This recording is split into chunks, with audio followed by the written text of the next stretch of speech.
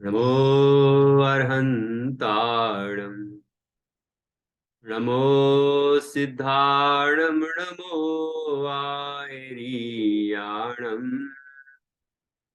नमो जायाणं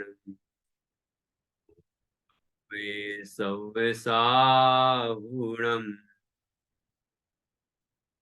मङ्गलं भगवान् वीरो मङ्गलं गौतमो गणी मङ्गलं कुन्द कुन्दाद्यो जैन धर्मोऽस्तु मङ्गलम् सर्वमङ्गलमाङ्गल्यं सर्वकल्याणकारकं प्रधानं सर्वधर्माणां जैनं जयतु शासनं जैनं जयतु शासनम् विश्वप्रकाशि महिमान् ममानमेकम् ॐ अक्षराद्य किल वाङ्मय हेतुभूतम् यं शङ्करं सुगतमीश मनीष माहु अर्हन्त मूर्जित महतमहं नमामि।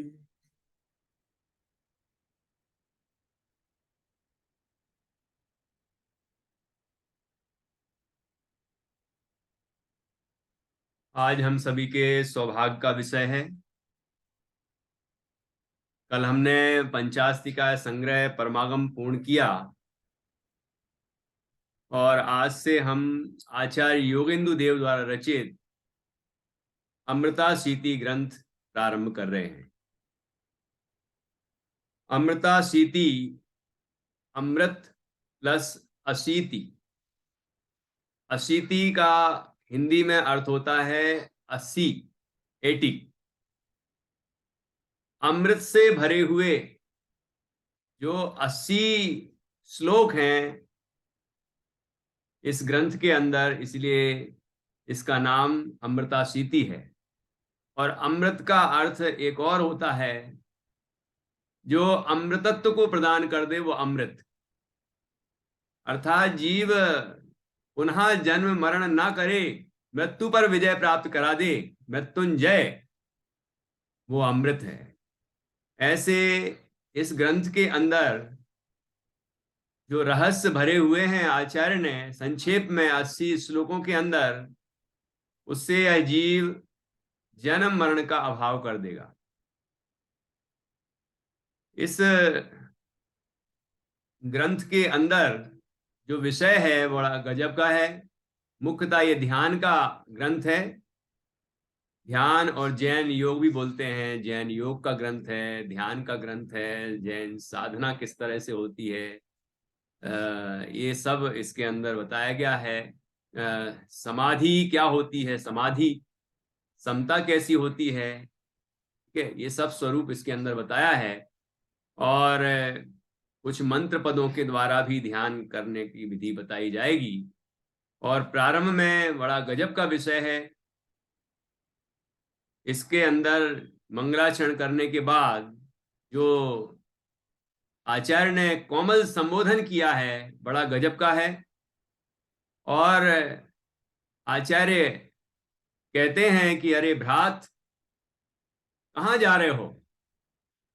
तो मानो कि वो संवाद कर रहे हैं उस भ्रात से। भ्रात मतलब भ्राता, भ्राता मतलब भाई। उसको भाई कह के संबोधित करते हैं, अरे भाई कहाँ जा रहे हो? तो वो कहता धन कमाने जा रहा हूं। तो कैसे आएगा धन? कि मेहनत करूंगा, दुकान खोलूंगा या नौकरी करूंगा या जो भी परिश्रम करूंगा तो धन मिलेगा। ये धन चाहिए ना तुम्हें? हाँ, तो मंदिर जाओ, पूजन करो, भक्ति करो, ठीक है ना। इससे तुम्हें पुण्य का उपार्जन होगा, पुण्य बंधेगा और पुण्य का उदय आने पर धन की प्राप्ति होगी, क्योंकि पुण्य के उदय को ही भाग्य कहते हैं और भाग्य से ही धन मिलता है। तो तुम धर्म कार्य करो। और फिर उससे संवाद करते हुए आगे बढ़ते हैं कि ये तो विश्वास है ना कि धन आ जाएगा तो तुम सुखी हो जाओगे, क्या करोगे धन से? कि धन आ जाएगा तो मैं उससे भोग सामग्रियां खरीदूंगा, मतलब इंद्रिय के विषय जुटाऊंगा। फिर क्या करोगे कि उसको मैं भोगूंगा, उससे क्या मिलेगा कि मैं सुखी हो जाऊंगा। कि ठीक है, तो तुम धर्म कार्य करो, पुण्य कार्य करो। फिर आगे चल के धीरे धीरे जब जीव धर्म मार्ग में आ गया, मतलब मंदिर के बाहर से पहले मंदिर के अंदर ले आए, दूरदर्शन छुड़ा के देव दर्शन की तरफ ले आए, और उसके बाद फिर आचार्य समझाते हैं कि इंद्री के विषय मिल जाने से सुखी हो जाओगे क्या। फिर जैसे प्रवचन सारजी में आया है कि इंद्रिय विषय वस्तुतः तो दुखी ही है, इंद्रिय सुख सुख नहीं है क्योंकि विषम बाधा सहित है, इत्यादि जो पद्यानुवाद है। तो वहां यहाँ भी भाव मिलते हैं कि अच्छा धन बढ़ गया, संपदा बढ़ गई, ये बढ़ गया, वो बढ़ गया, तो उससे उससे क्या होगा, ततः किम। जैसे कि श्रीमद जी ने लिखा कि लक्ष्मी बड़ी, अधिकार भी पर बढ़ गया क्या बोलिए, परिवार और कुटुंब है क्या वृद्धि नए पर तौलिए, संसार का बढ़ना अरे यह नरदेह की यह हार है, तू क्यों अरे, क्या है?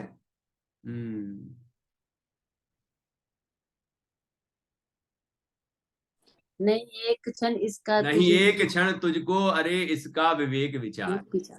तरह के भाव भी यहाँ इस ग्रंथ में प्राप्त होते हैं। ततः किम जो इतना सा पद है, वाक्य है, बड़ा गजब का है कि इससे ये मिलता है, इससे ये मिलता है, इससे ये मिलता है, अच्छा ये मिल गया, पुण्य से ये मिल गया, ये मिल गया, तो ततः किम उससे क्या।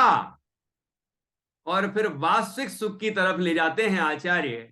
बड़ा मनोवैज्ञानिक चित्रण है कि संसार शरीर और भोगों से छुड़ाकर आचार्य प्रत्येक भव्य जीव को अपने अंतर की ओर ले जाते हैं और कहते हैं कि विश्व में जितने भी इंद्र हैं, चक्रवर्ती हैं, उनके जितने इंद्रिय विषय सुख हैं, वो सुख एक तरफ रखो, और आत्मा के अनुभव से उत्पन्न होने वाला जो सुख है, उसका अंत, उसका एकमात्र अंश मात्र रखो, तो भी वह इंद्र और चक्रवर्ती के जो विषय इंद्रिय सुख हैं, वो उस एक अंश की भी बराबरी नहीं करते। स्वानुभव जन सुख निराकुलतामय है, और वह इंद्रिय जनित सुख आकुलतामय है। इसलिए जो आकुलता है सो दुख ही है, तो वस्तुतः इंद्रिय सुख सुख नहीं है, सुख तो आत्मा के अनुभव में ही है। तो भव्य जीव कहता है कि ये फिर आत्मा का अनुभव कैसे करूं, कैसे मैं आत्मा को पहचानूं, कैसे मैं आत्मा को जानूं, कैसे मैं उसमें लीन हो जाऊं। तो आचार्य उसकी विधि बताते हैं, यहां से ध्यान का विषय प्रारंभ होता है। पंच परमेष्टि को अवलंबन बनाते हैं, फिर मंत्र पदों को अवलंबन बनाते हैं, इस तरह से अपना ध्यान एकाग्र करते हैं और आत्मा ज्ञान स्वरूप आत्मा का अनुभव कराते हैं। अनुभव होने पर जो जो उसके गतिविधियां होती हैं, जो जो प्रतिक्रियाएं होती हैं अनुभव के समय, जो आनंद का वेदन होता है, और जो शारीरिक स्थितियां बनती हैं, मानसिक स्थितियां बनती हैं, तो उस यात्रा के दौरान, अनुभव की यात्रा के दौरान क्या क्या होता है, वो सारी प्रक्रिया, सारी बातें यहाँ पर बताई गई। कुछ बातें तो स्वरूप ध्यानी को खबर ही नहीं होती, स्वरूप का जब ध्यान करता है तब खबर ही नहीं आती, लेकिन कभी उसको बाद में ख्याल में भी आ जाए कि अच्छा ऐसा भी हो रहा था, ऐसा भी हो रहा था, तो ऐसा भी हो सकता है, ठीक है ना। लेकिन उस समय, जिस समय वो आत्मा का ध्यान कर रहा है अपने स्वरूप में एकाग्र होके, उस समय तो स्वरूप ध्यान हो रहा है और आनंद का वेदन हो रहा है। और ये तो पक्का है कि आत्मा में पूरा स्थिर तो नहीं हुआ, तो जितनी अस्थिरता है उसमें अन्य विषय ही बनते हैं, लेकिन उस तरफ उपयोग नहीं है, उपयोग तो आत्मा में ही है, ठीक है ना। इसलिए बुद्धिपूर्वक तो आत्मा का अनुभव करता है, लेकिन अबुद्धिपूर्वक कोई और भी विषय बनता है। तो यदि वो ख्याल में आवे तो आचार्य कहते हैं अचंभित होने की जरूरत नहीं है, आश्चर्यचकित होने की जरूरत नहीं है, क्योंकि ऐसा ऐसा ऐसा भी होता है। अब कैसा कैसा होता है वो क्रमशः इस ग्रंथ में बताया जाएगा। ठीक है। और अंतिम फिर अंतिम प्रक्रिया में ले जाते हुए जीव को किस तरह अपने स्वरूप के अनुभव से, इस योग और इस साधना के बल से केवल ज्ञान प्रकट होता है, अनंत सुख प्राप्त होता है, अरहंत और सिद्ध अवस्था की प्राप्ति होती है, और सारी अनंत अनंत आनंद का भोग सिद्ध अवस्था में करता है। ऐसी बड़ी सुंदर प्रक्रिया इस ग्रंथ के अंदर बताई है। मतलब प्रारंभ कहां से किया है, वो बड़ा वैज्ञानिक वैज्ञानिक विषय है या तरीका है कि जीव कहां जा रहा था और उसको किस तरह मोड़ा है। ठीक है। और उससे उसको इंद्रिय सुख भी मिलने लगे, लेकिन फिर ऐसा नहीं सोचना कि इंद्रिय सुख मिले ही नहीं, बस लॉलीपॉप पकड़ा दी होगी, बस झांसा दिया होगा उसको या प्रलोभन दिया होगा उसको, कि नहीं नहीं नहीं, ऐसा नहीं है। जब जीव जिन मंदिर जाता है, भगवान की पूजन भक्ति करता है, दया दान आदि करता है, शास्त्र स्वाध्याय आदि करता है, जो भी शुभ अनुष्ठान है वो करता है, तो पुण्य का विशेष बंध होता है, और उसका उदय आने पर ये धन संपदा वैभव ये तो घास फूस की तरह मिल जाते। जैसे किसान अनाज के लिए खेती करता है, लेकिन उसे घास फूस तो मिल ही जाता है, आखिरी में मिलता है कि नहीं। लेकिन कोई भूसे के लिए खेती करता है क्या? नहीं। खेती तो अनाज के लिए की जाती है, लेकिन भूसा भी साथ में मिल ही जाता है। ऐसे ही आत्मा की साधना या धर्म की आराधना तो इसके लिए की जाती है, मोक्ष सुख के लिए ही की जाती है। ठीक है ना। लेकिन साथ में जो पुण्य बनता है, जितनी अस्थिरता जन राग होता है, शुभ राग होता है, उससे जो पुण्य बनता है, उसके उदय आने पर ये स्वर्ग आदि का वैभव, चक्रवर्ती आदि ये सारी चीजें प्राप्त हो जाती हैं। इसमें कोई आश्चर्य की बात नहीं है। और इस भाव में भी जीवों के बाह्य वैभव बढ़ते हुए देखे जाते हैं। जो आराधना करते हैं, जो साधना करते हैं, जो धर्म धर्म कार्यों में मन से लगते हैं, दिखावा नहीं, जिनके हृदय में वास्तव में दया है, करुणा है, ठीक है, जो भगवान की भक्ति है, अनंत आदि के प्रति भक्ति का भाव है, ठीक है ना, जो जो अंतर के परिणामों से करते हैं, तो उनको विशेष पुण्य बनता है, और इस भाव में भी वो उनका बाह्य वैभव बढ़ता हुआ देखा जाता है। उनकी दरिद्रता, गरीबी जो भी है, निर्धनता, वो दूर होती देखी जाती है। तो इसलिए ये तो सब अपने आप प्राप्त होता है, इसके लिए स्वरूप ध्यानी या भगवान जिनेंद्र का भक्त प्रयत्न नहीं करता। प्रयत्न करता है अपने स्वरूप में स्थिर होकर आत्मानंद को प्राप्त करने, परमात्मा अवस्था को प्राप्त करने, वही मुख्य उद्देश्य है। जैसे किसान अनाज के लिए खेती करता है, ऐसे ही आत्मार्थी या मोक्षार्थी या साधक जीव अपने स्वरूप की पूर्ण उपलब्धि के लिए, मोक्ष प्राप्ति के लिए ही यह साधना करता है। ठीक है। इस तरह यहां बड़ा ही सुंदर विषय प्रस्तुत किया है आचार्य योगेंदु देव ने। योगेंदु देव, इनका ये अभ्रंश अभ्रंश भाषा में इन्होंने बहुत सारे ग्रंथ लिखे हैं। ये संस्कृत में है, ठीक है, तो अभ्रंश में भी लिखे हैं। और अभ्रंश में योगेंदु देव आचार्य का नाम जो इंदु ये नाम है। ठीक है। और उसका जो संस्कृत बनता है योगेंदु, और शुद्ध कर देते हैं तो योगींद्र। देखो, योगिंदु, योग के इंदु, इंदु का अर्थ चंद्रमा होता है। योग के क्षेत्र में जो चंद्रमा के समान उज्जवल हो, उज्जवल जिनका यश यश है ना, ऐसे वो योगेंदु देव, योग इंदु।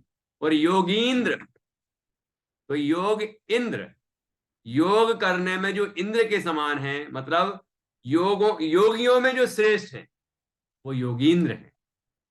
ठीक है ना। इस तरह जो इंदु, योगिंदु और योगींद्र, ऐसे तीनों नाम उनके प्रचलित हैं। एक ही नाम है, ये 3 अलग अलग भाषाओं के रूपांतरित नाम हैं।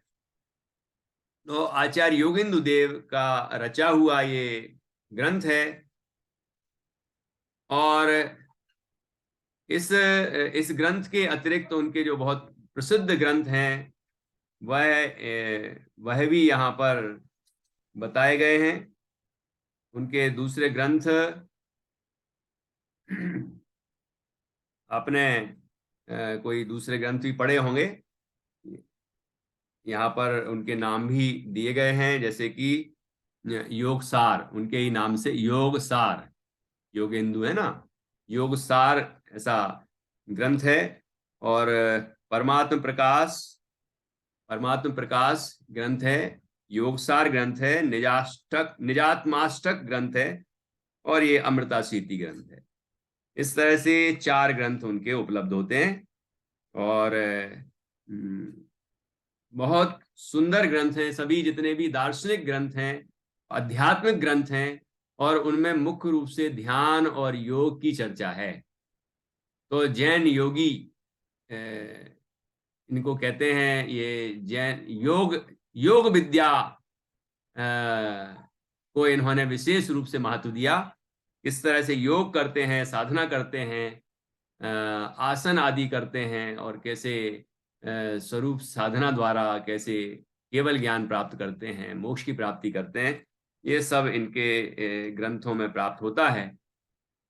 तो हम इस ग्रंथ को क्रमशः पढ़ेंगे, उसका स्वाध्याय करेंगे, एक एक श्लोक का उच्चारण सीखेंगे, और उसके बाद उसका अर्थ करेंगे, संस्कृत से भी करेंगे अन्वय अर्थ करके, और उसके बाद जो उसके संबंध में विशेष यहाँ पर इस ग्रंथ में टीका है वह भी हम पढ़ेंगे। इस ग्रंथ की टीका मूलतः कन्नड़ भाषा में है। ये ग्रंथ मूलतः संस्कृत में है। अभी जैसे मंगलाचरण पढ़ा था तो आपको लय याद आई होगी, भक्तामृत स्तोत्र की लय है ना, वही लय है। तो बसंत तेलिका छंद है, और बाद में थोड़े बहुत बीच में छंद परिवर्तित हुए हैं, बाकी ज्यादातर वसंत तेलिका छंद ही है, जैसे कि भक्तामृत स्तोत्र की लय है। तो